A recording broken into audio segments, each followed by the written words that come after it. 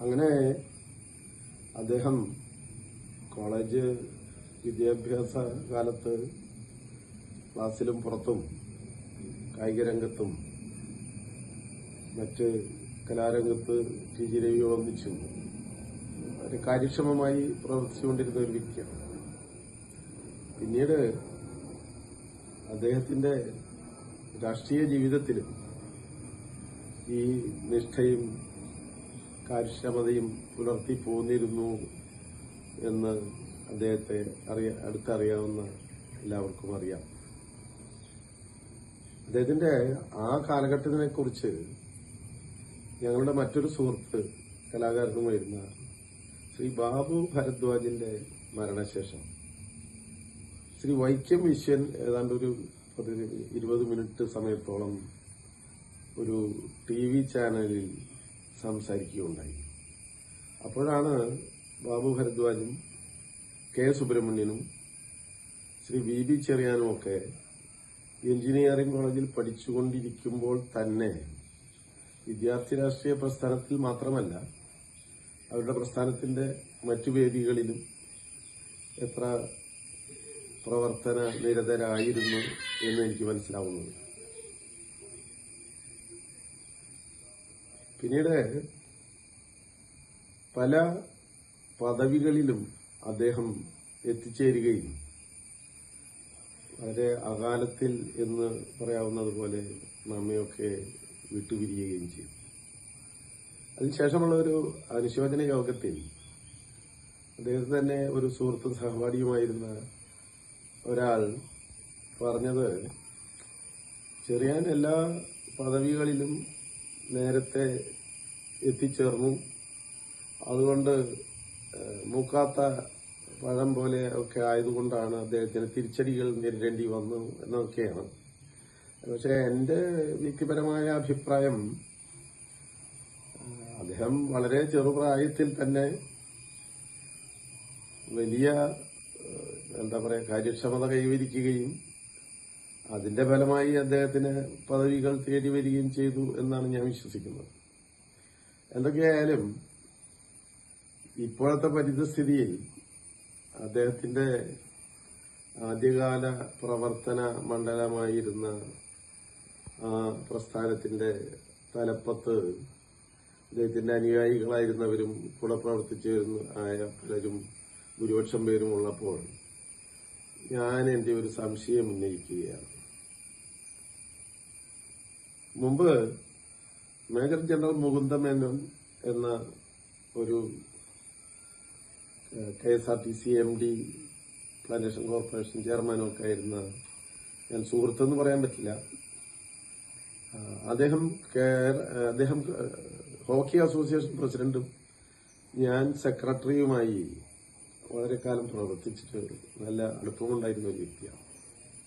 അവസാന കാലത്ത് തൃശ്ശൂരിലെ ഒരു ആശുപത്രിയിൽ വെന്റിലേറ്ററിന്റെ സഹായത്തോടെ അദ്ദേഹത്തിന്റെ ജീവിതം എന്ന് പറഞ്ഞാൽ മരണം അടുത്തിരിക്കുന്നു.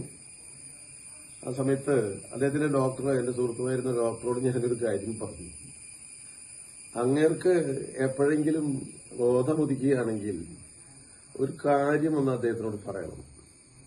അതായത് Indian junior team international tournament വിജയിച്ചിരിക്കുന്നു, ഗോൾഡ് മെഡൽ നേടിയിരിക്കുന്നു എന്ന കാര്യം.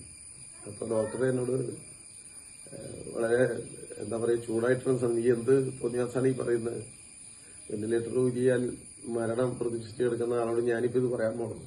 ഞാൻ പറഞ്ഞു അതുകൊണ്ടല്ല, ഈ കാര്യം അദ്ദേഹത്തിനോടൊന്ന് പറഞ്ഞാൽ അദ്ദേഹം അവിടെ ചെല്ലുമ്പോൾ അദ്ദേഹത്തിന്റെ സമകാലീനും ഞങ്ങളുടെ ഗുരുവും ഒക്കെ ആയിരുന്ന, ഞങ്ങളുടെ ഹോക്കി കൊച്ചും പീഡിയും ഒക്കെ ആയിരുന്ന ശ്രീ VK മേനോൻ അദ്ദേഹത്തെ കാണുമ്പോൾ തന്നെ ഈ ഒരു സന്തോഷ വർത്തമാനം അവിടെ പറയും. അതായത് India world cup junior trophy നേടിയിരിക്കുന്നു എന്ന വിശേഷം. ഇത് ഞാനിപ്പോ ഇവിടെ പറയാൻ കാര്യം, ഈ മരണാനന്തര ജീവിതത്തിലും ഒന്നും ശാസ്ത്രീയമായി വിശ്വസിക്കുന്ന ആർക്കും വിശ്വാസമില്ല, എനിക്കും വിശ്വാസമില്ല.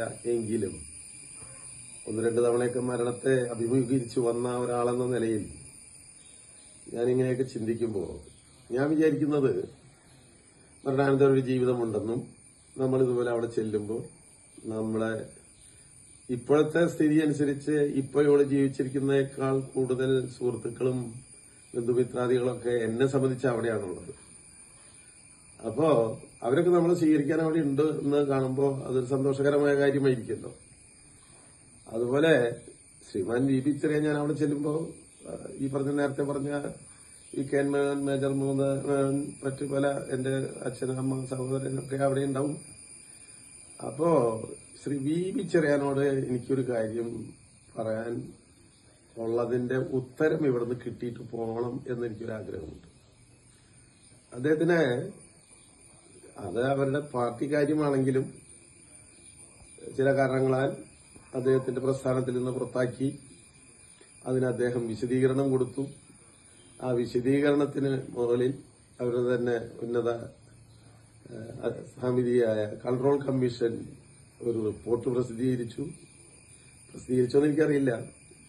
അതിന്റെയൊക്കെ അനന്തര ഫലമായിട്ട് ഇദ്ദേഹത്തിന് എതിരെയോ അല്ലെങ്കിൽ അനുകൂലമായോ എന്ത് നടപടിയാണ് ഉണ്ടായത് എന്ന് അറിയാൻ എനിക്ക് വലിയ താല്പര്യമുണ്ട്. കാരണം ഇടക്കാലത്ത് വെച്ച് ദൈവഗണത്തെക്കുറിച്ച് സംസാരിക്കാനും എഴുതുവാനും ഒക്കെ ദേശാഭിമാനി അദ്ദേഹത്തെ സമീപിച്ചതായിട്ട് എനിക്കറിയാം.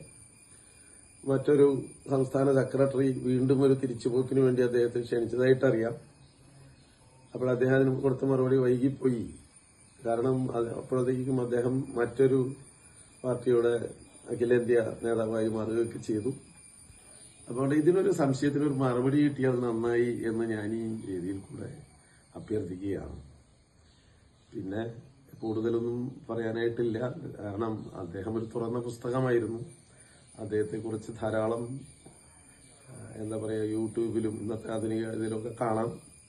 ഇടയ്ക്ക് പണ്ടെങ്ങോ നടന്ന ഒരു മനോരമ ഇന്റർവ്യൂവിന്റെ ചില ശകലങ്ങളും പറന്നു നടക്കുന്നത് കാണാം. അതിനോടൊന്നും എനിക്ക് യോജിപ്പില്ല. കാരണം മരിച്ചുപോയ ഒരാളുടെ പ്രസ്താവനകൾ ഇങ്ങനെ ഇപ്പോഴും എടുത്ത് വീശിക്കൊണ്ടിരിക്കുന്നത് നല്ലതാണോ എന്നെനിക്കറിയില്ല. എന്തായാലും അധികം താമസിയാതെ അദ്ദേഹത്തെയും നേരത്തെ പറഞ്ഞ സുഹൃത്തുക്കളൊക്കെ അവിടെ കാണാമെന്നുള്ള ആഗ്രഹത്തോടും നിങ്ങളോടൊക്കെ ഒരിക്കൽ കൂടി നന്ദി പ്രകാശിപ്പിച്ചുകൊണ്ട് നിർത്തുന്നു.